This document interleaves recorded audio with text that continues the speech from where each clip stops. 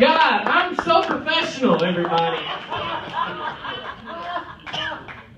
Everybody, thanks for coming out. My name's Jonathan Helvoigt. So the other night, I was falling asleep, and I was struck by the notion that every night we willingly knock ourselves unconscious for hours and just hope that we're going to wake up in the morning. And that just was a very striking notion as I was trying to fall asleep. And so at that moment, I just refused to fall asleep because, after all, I was driving at the time.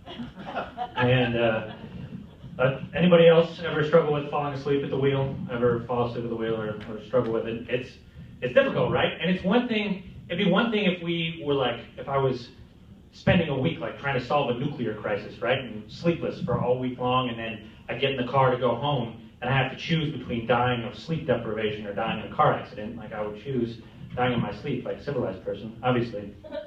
But I'm not struggling with any amount of sleep. I'm sure I got a great night of sleep the night before. In fact, if I was walking on the sidewalk next to the car, I'm not going to just collapse into a ball of sleep. I would be fine. Any other time that we're in charge of our current transportation, we don't struggle with falling asleep. You don't ever walk into a hospital and hear, "Sir, what happened to this man?" And the doctor's like, "Well, he fell asleep at the rollerblades." Well, this happens all the time. And but it only ever happens when you're just going 70 miles an hour down the highway, and your brain's like, now would be a great time for a nap. And then you and your brain are struggling over the garage door opener that controls your eyelids, right? And you're fighting it, and then you're going cross-eyed and slapping your face,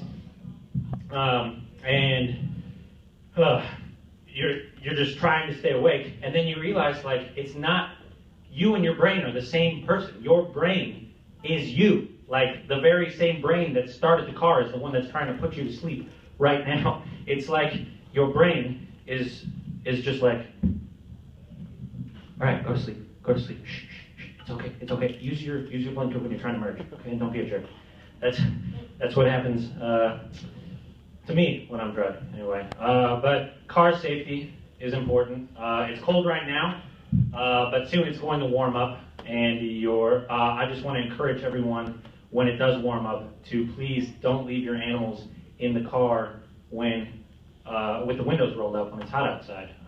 Just last summer, I was walking through a parking lot, and I saw a Schnauzer in a Subaru, and it totally died, despite all my efforts to get it to back away from the window before I threw that rock. And, I feel a little partially responsible. If only I'd been there sooner. And despite what the owner might say, who was in the car at the time, I am a hero. I'm a hero because I take action. I was walking into a grocery store recently, and there was a woman with a table out right outside the door, and she yells over to me. She's like, "Sir, we are trying to get Kroger to go paperless. Trees are dying, sir. Sir, the trees, they're dying. Please save the trees. Sign this petition." And I looked at her, and I looked at the Kroger, and then I looked at the petition, and I grabbed it, and I crumpled it up, and I threw it in the recycle bin, because talk is cheap. And did I make the right call there? Yes, I believe I did. And you know how I made it? No, I made the right call. I looked over, and there was an old oak tree right there, standing there the whole time. And the oak tree walked up to me and thanked me and gave me a hug. I'm a tree hugger.